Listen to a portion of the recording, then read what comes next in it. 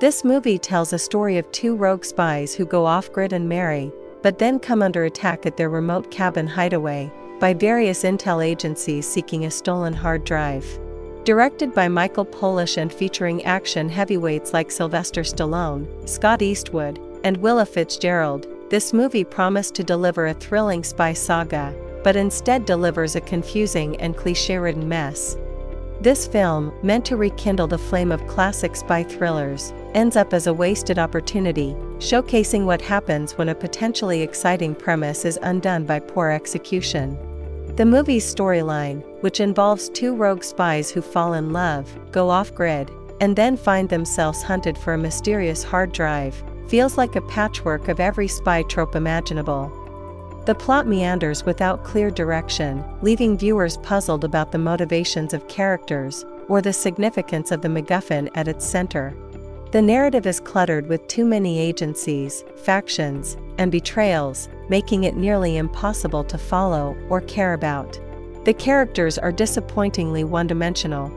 Eastwood and Fitzgerald have chemistry, but it's squandered on a script that doesn't flesh out their relationship or individual backstories. Sylvester Stallone's character, Chester, feels like a side note rather than the central figure his casting suggested.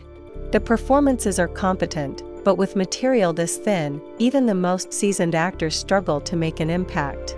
The villains, including Mike Colter's Orlin, are forgettable, with accents and attitudes that seem more caricature than menacing. While there's no shortage of action, the sequences are a mixed bag. The choreography is serviceable, but often obscured by erratic editing that chops the fight scenes into a blur of motion. The visual effects, particularly in scenes involving the hard drive's importance, are unconvincing, undermining the stakes at play. The film attempts to impress with its action, but ends up feeling like a video game cutscene at times, lacking the visceral impact or creativity needed to stand out. The direction lacks the precision or flair to elevate this genre piece. The tone oscillates awkwardly between trying to be a gritty thriller and a campy self-aware action flick, never settling on an identity. This tonal inconsistency further alienates the audience, making it hard to engage with the film on any level. The script is perhaps the film's weakest link, filled with expository dialogue that does little to advance the plot or deepen character understanding. The dialogue often feels forced, with attempts at wit or emotional depth falling flat. The plot twists are predictable or unexplained, leaving viewers with more questions than satisfaction.